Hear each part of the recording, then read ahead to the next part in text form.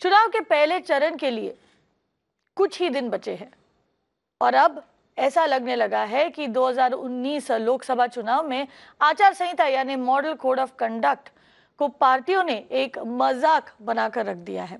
हर दिन ऐसे कई मामले सामने आ रहे हैं जिसमें लगभग हर पार्टी और उनके नेता मॉडल कोड ऑफ कंडक्ट या आचार संहिता का उल्लंघन कर रहे हैं। अब मॉडल कोड ऑफ कंडक्ट के इफेक्टिवनेस तक पर सवाल उठाए जा रहे हैं और यहाँ पर यह सवाल पूछना अब जरूरी हो गया है कि आखिर पार्टियां मिलकर मॉडल कोड ऑफ कंडक्ट या आचार संहिता का इस तरह मजाक क्यों बनाकर रखा हुआ है। बड़ा सवाल है जो हम पूछेंगे हमारे पैनलिस्ट से, लेकिन उससे पहले आपके पास आपके सामने और एक खबर लेकर आएंगे और ये है तमिलनाडु से। तमिलनाडु में कथित तौर पर एआईएडीएमके के द्वारा वोटर्स को बर्तन और गिफ्ट्स देने का वीडियो अब सामने आया है।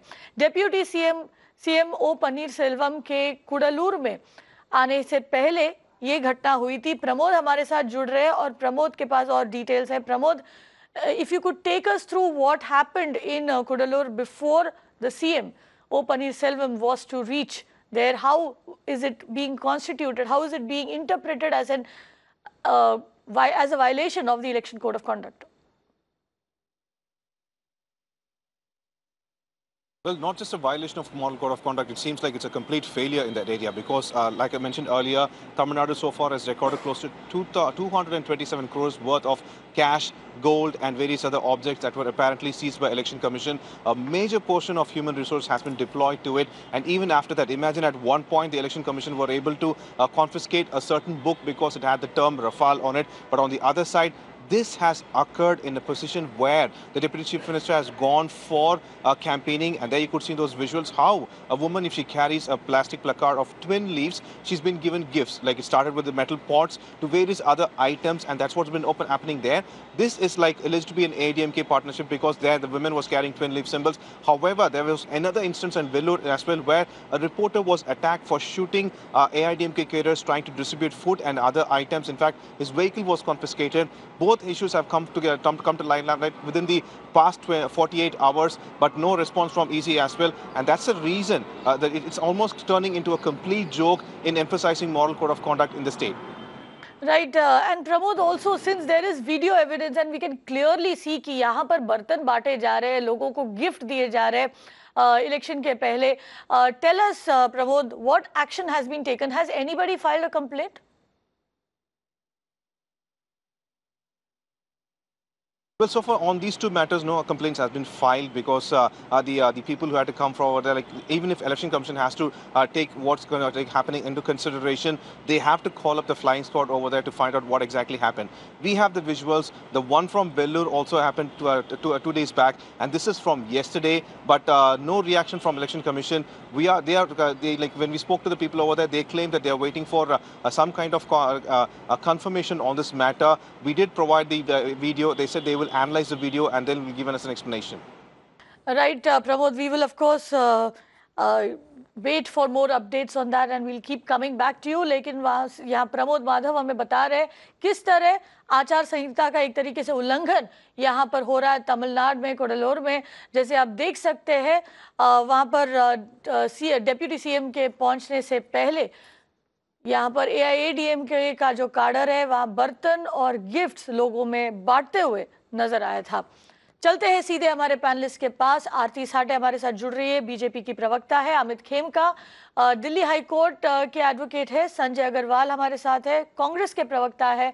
और घनश्याम तिवारी भी हमारे साथ है जो कि समाजवादी पार्टी के प्रवक्ता है. आप सबका यहाँ पर बहुत स्वागत है. शुरू करूँगी हमारे सारे जितने भी पार्टी प्रवक्ता है उनसे, और सीधा सवाल आपसे यही है कि इस इलेक्शन में, खासकर इस इलेक्शन में ऐसे क्यों लगने लगा है कि जो आचार संहिता है या मॉडल कोड ऑफ कंडक्ट है उसका पार्टियों ने मिलकर मजाक बनाकर रखा हुआ है. शुरू करेंगे आरती साठे आपसे, बताएं.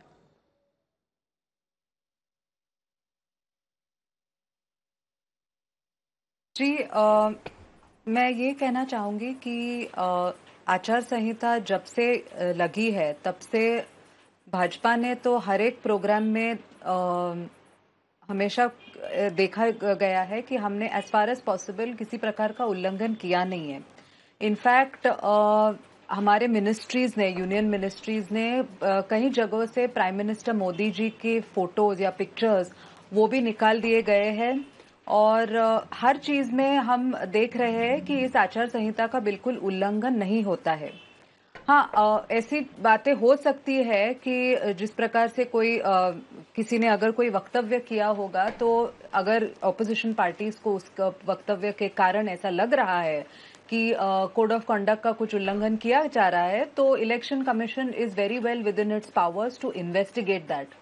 हम लेकिन प्रोएक्टिवली भाजपा ने जब से आचार संहिता लगी है तब से हमने तो ये उल्लंघन किया नहीं है। इनफैक्ट प्राइम मिनिस्टर ने लोगों को उनके लास्ट मन की बात ब्रॉडकास्ट में भी कहा है कि अब मैं आपको आपके आशीर्वादों से, अगर मैं मई में फिर से आपके आशीर्वादों से इलेक्ट होकर प्रधानमंत्री इस देश का बनूंगा, उसी के बाद मैं आपके साथ ये मन की बात प्रस्तुत करूंगा। तो हमारे जो मुख्य लीडर है प्राइम मिनिस्टर नरेंद्र मोदी जी ने, ये उन्होंने ही हमें ये मॉडल कोड ऑफ कंडक्ट का उल्लंघन नहीं करने का, इनफैक्ट ये set it by example by not even going ahead and broadcasting his Mann Ki बात। तो मुझे नहीं लगता है कि बीजेपी ने कहीं भी मॉडल कोड ऑफ कंडक्ट का उल्लंघन किया गया है। अगर ऐसे कुछ वक्तव्य है जिसके कारण ऑपोजिशन पार्टीज को ये उल्लंघन किया गया है ऐसे लग रहा है, तो वहां इलेक्शन कमीशन ने नोटिस भेजी है और उनका जो निर्णय रहेगा वो हम उसका पालन करेंगे। इनफैक्ट एसैट टेस्ट का भी जो इलेक्शन कमीशन ने मोदी जी का, कई लोगों ने, lot of quarters said that election code of conduct has been really violated, लेकिन election commission has given a clean chit in so far as that is also concern. So हर एक चीज में we have been absolutely law abiding, we have seen to it that the code of conduct is honoured in the rightest spirit, और हमने किसी भी प्रकार से ये कोड ऑफ कंडक्ट का उल्लंघन किया नहीं है, ऐसे मुझे लगता है।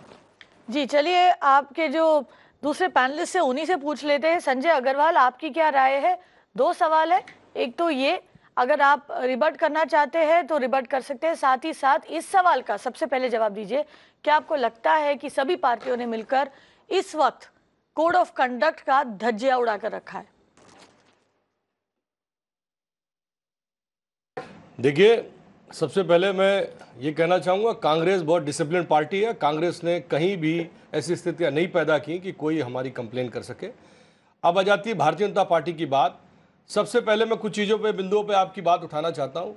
अभी रेलवे स्टेशन पे चले जाइए, जो सरकारी जो बाल्टियाँ हैं कूड़ा रखने के लिए, वहाँ भी इन्होंने मैं भी चौकीदार का विज्ञापन नरेंद्र भाई मोदी ने कर रखा है, प्राइम मिनिस्टर ने। बहुत ही शर्मनाक है।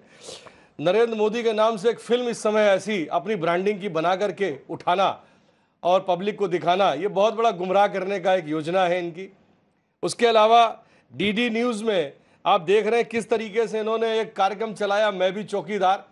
ये भी कितना दुर्भाग्यपूर्ण है इस देश के लिए कि प्राइम मिनिस्टर इतना ज़्यादा अपने आप को सरकार में बना रहने के लिए प्रयासरत है।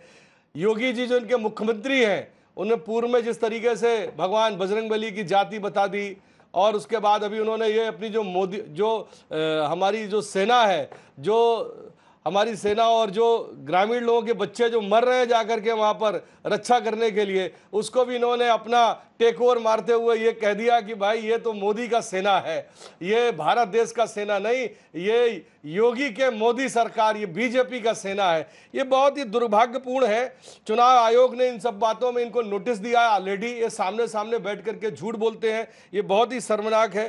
तो इस तरीके से भी, जैसे पेट्रोल पंप में आप देख रहे थे, पेट्रोल पंप के सामने किनारे पे हर जगह इनका एक होर्डिंग लगा रहता था, जिसमें वही महिलाएं, वही लोग, वही लाभार्थी 2, 3, 4 बार दिखाई दे रहे थे। 5 साल से ये झूठ इनका हम लोग बर्दाश्त करते चले आ रहे हैं। अभी जब कंप्लेन किया गया है तो ये सारी चीजें हटी हैं।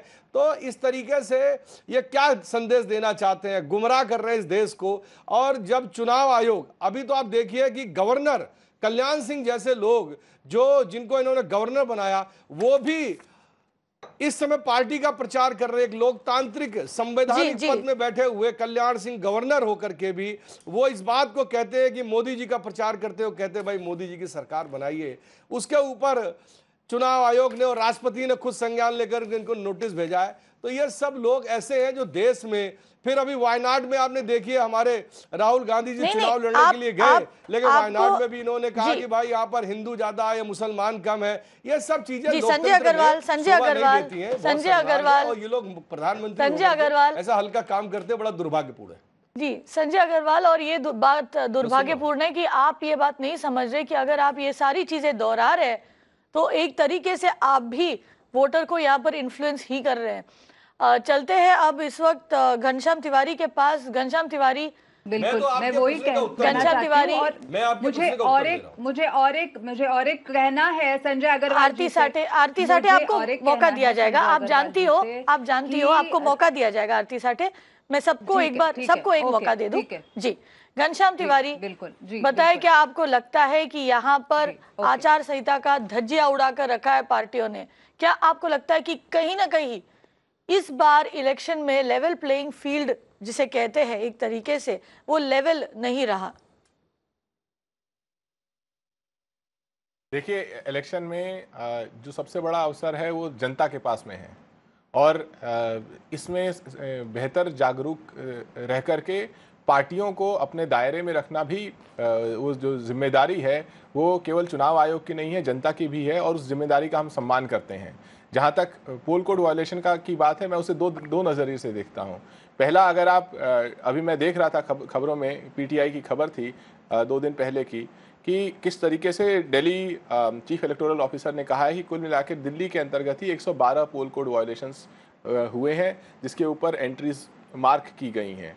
तो एक तरफ चुनाव आयोग सख्त है और प्रतिदिन उन एंट्रीज को देख रहा है। कहीं ना कहीं मुझे पूरा यकीन है कि उसे जनता से साझेदारी और सहयोग भी मिल रहा होगा। जो इसका दूसरा पक्ष है वो है राजनीतिक पार्टी का पक्ष। एक राजनीतिक पार्टी के रूप में मैं नेतृत्व की दृष्टि से ये कह सकता हूं कि हमारी ऐसी कोई भी मंशा नहीं है कि हम किसी भी तरीके से पोल कोड को वायलेट करें।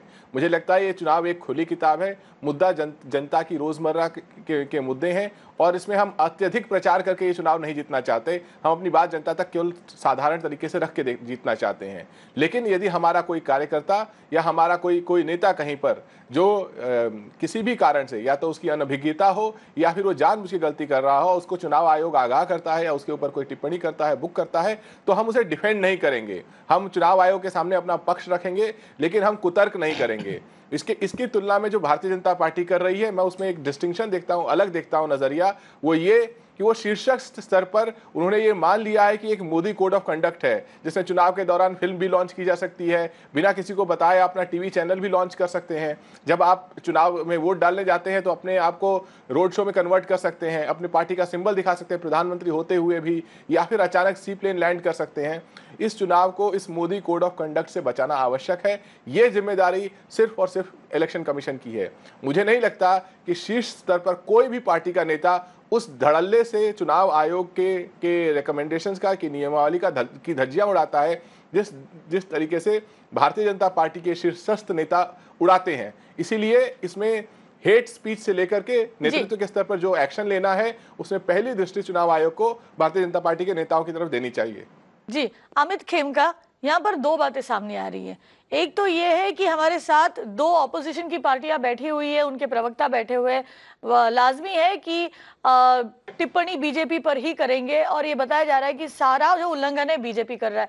बीजेपी का कहना है कि हम जो है उल्लंघन नहीं कर रहे। बाकी 2 पार्टियां भी यही कह रही, कांग्रेस का भी यही कहना है, बीएसपी का भी यही कहना है कि हम उल्लंघन नहीं कर रहे। माफ कीजिए, एसपी का भी यही कहना है कि हम उल्लंघन नहीं कर रहे। तो ये बताए, अगर ऐसा है तो 41,000 नागरिकों को एक जरूरत क्यों महसूस हुई कि वो चुनाव आयोग के पास कंप्लेन करे, और इसमें से चुनाव आयोग को 27,000 ऐसे कंप्लेंट्स में उल्लंघन होता हुआ क्यों नजर आया?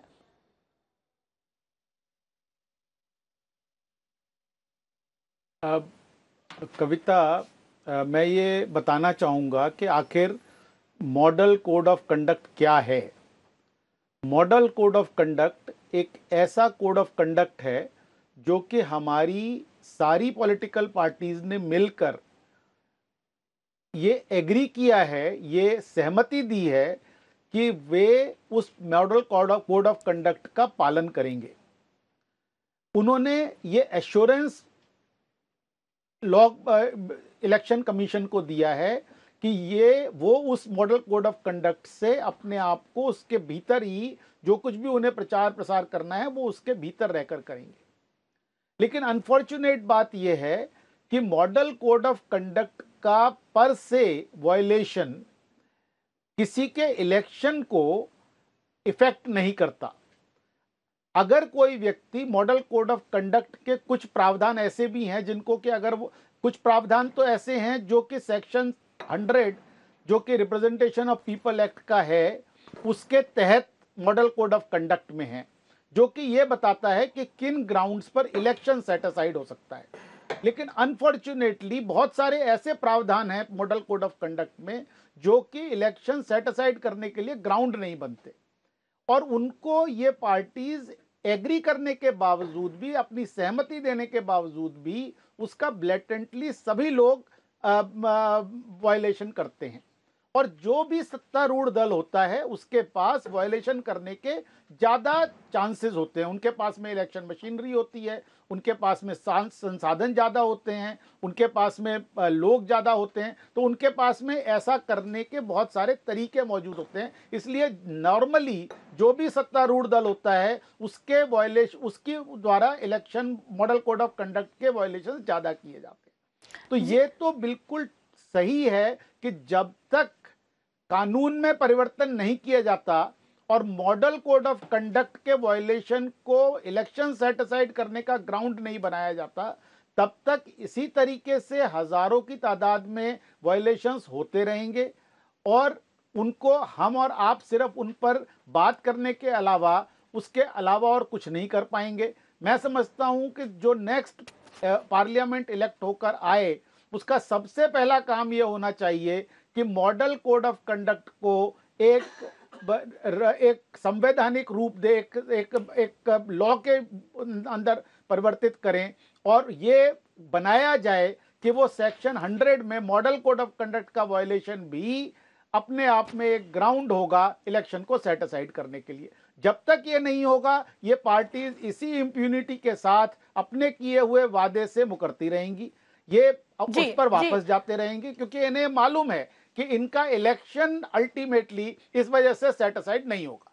जी, अमित खेमका, बहुत ही महत्वपूर्ण बात आपने की यहाँ पर, और लेकिन यहाँ पर यह पूछना जरूरी है कि क्या हमारे पार्टीज में वो पॉलिटिकल विल है कि वो मॉडल कोड ऑफ कंडक्ट को इस तरह कानून का रूप दे और यहाँ पर इस तरह का कानून बनाए कि अगर वायलेशन हो तो इलेक्शन कमीशन इलेक्शन रद्द कर पाए, ये पावर इलेक्शन कमीशन को दे दे। आरती साठे, क्या उस तरह का पॉलिटिकल विल नजर आएगा?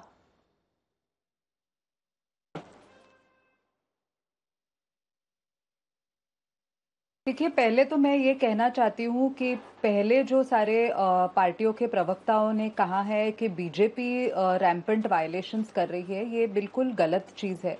क्योंकि मेरे पास इंस्टेंसेस है जहां कांग्रेस ने भी रफेल के एडवर्टीजमेंट्स उनके इलेक्शन कैंपेन में यूज़ किए हैं जब मैटर अभी तक कोर्ट में सब जुडिस है, तो ये भी एक बड़ा वायलेशन है। फिर आपने भी जो बड़े वायलेशंस किए हैं, काव के फोटोज वगैरह लगा के उनके इलेक्शन प्रोपेगेंडा में बहुजन समाज पार्टी के एक लीडर को बुक किया गया है। तो पहले तो मैं ये कहना चाहूंगी, तो एक मिनट मैंने आपकी बात पूरी तरह से सुनी, मैंने बिल्कुल इंटरप्शन नहीं किया।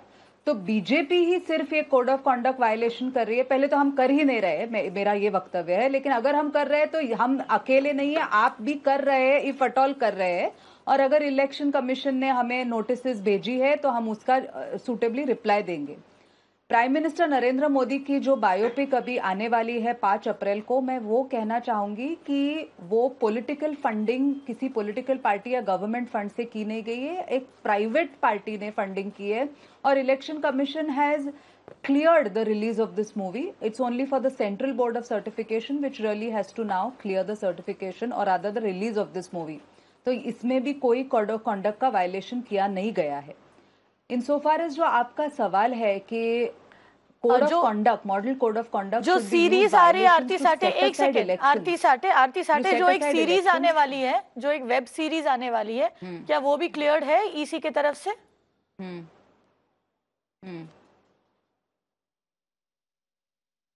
वो एक इंटरनेट बेस्ड सीरीज है. I do not think that would really amount to a violation of code of conduct. And again, if the funding has happened through a private party, there are no government funds being used, there is no public money which is being used, then there should not be really a violation of the code of conduct. The model code of conduct which is there in place may not be really enforceable as of now, because yes, there are no laws in place to make it enforceable. However, हमारे जो IPC और criminal procedure code के provisions है वो लग सकते हैं आज भी, अगर उसमें से कुछ वायलेशंस हो जिससे इंसाइटमेंट ऑफ पब्लिक एंगर हो या कुछ राइटिंग सिचुएशंस हो. So we have IPC provisions which will take care of it.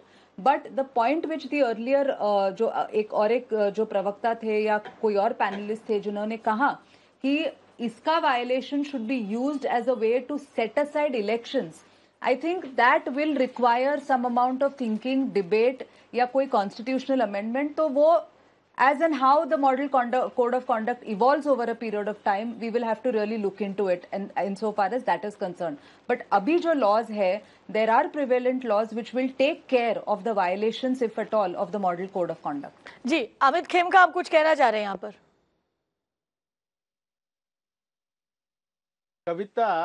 कविता, हम ये भूल रहे हैं कि इस कोड ऑफ कंडक्ट के साथ एक शब्द लगा है, मॉडल. उसका मतलब ये है कि सारी पार्टियों ने मिलकर ये कहा कि हम एक मॉडल स्थापित करने का वादा करते हैं.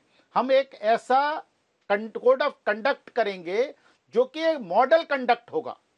और इसके बाद आज हम देख क्या रहे हैं कि एक दूसरे को ये कहा जा रहा है कि क्योंकि आप उस कंडक्ट को वायलेट कर रहे हैं इसलिए हम भी कर रहे हैं.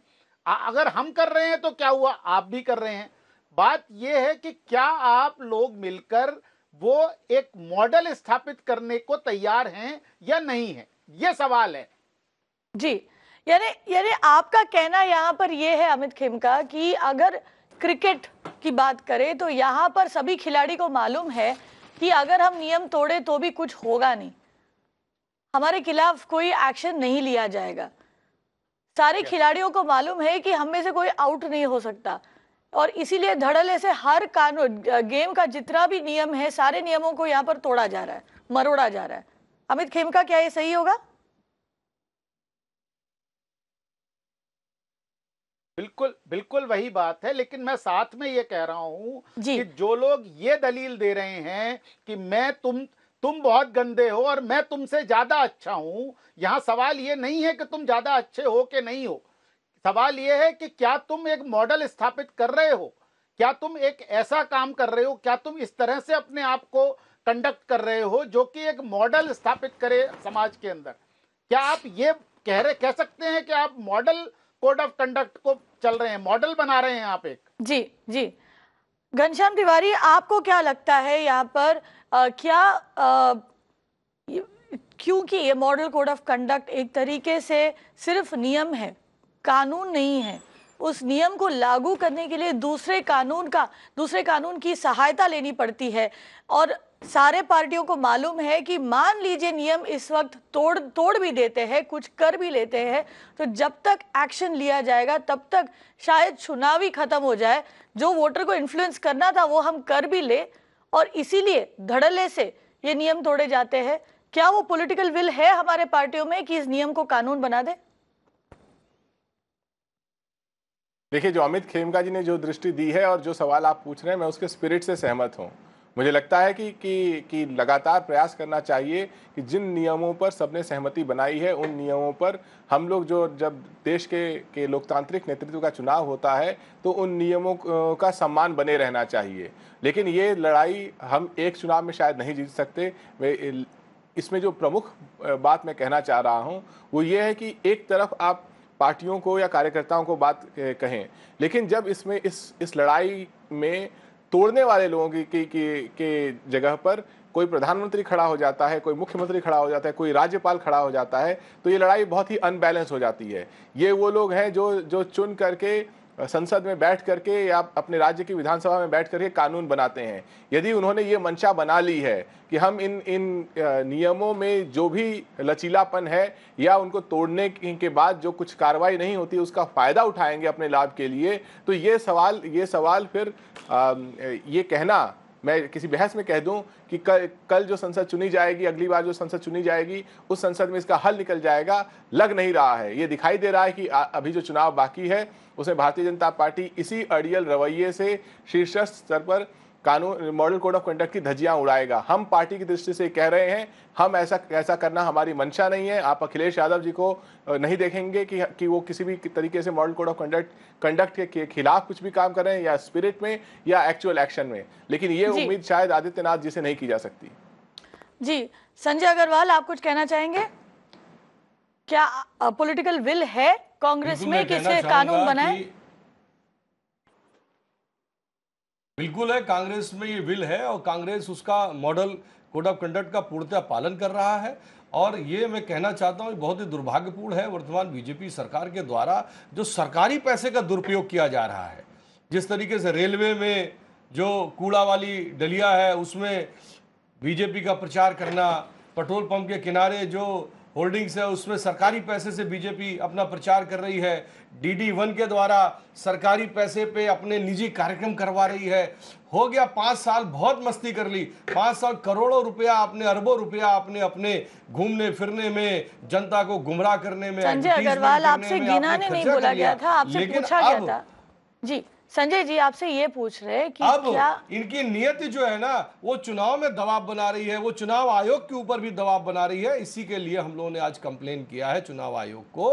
और ये आप देखिए, सामने देख रहे हैं मुख्यमंत्री जब इस बात को करते हैं कि कांग्रेस के लोग आतंकवादियों को बिरयानी खिला रहे हैं, ये क्या मैसेज देना चाहते हैं? इस देश के हिंदू और मुसलमान को बांटना चाहते हैं, आतंकवादियों से रिश्ता जोड़ना चाहते हैं। और जबकि आपने पूर्व में देखा कि बगैर किसी प्रोटोकॉल के ये खुद पाकिस्तान जाकर के बिरयानी खाए थे। तो मैं क्या कहता हूं, इनकी नियत भी गंदी, इनकी सोच भी गंदी, इनका अमित खेमका। जी मेरे पास वक्त कम है, अभी मैं इसमें कुछ और क्या कहूं। संजय अग्रवाल, वक्त कम है के बारे में ऐसी बात करने के लिए, क्योंकि देश तो इन्होंने अब खराब कर दिया। संजय अग्रवाल, वक्त कम है। अमित खेमका, आप बताएं एज अ वोटर इन सभी के बातों को सुनकर ये जी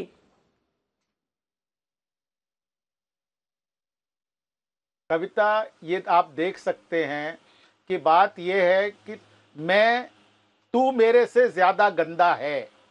बात ये नहीं है कि मैं एग्जाम्पल सेट करने को तैयार हूं, ऐसा किसी का भी सोच नहीं है।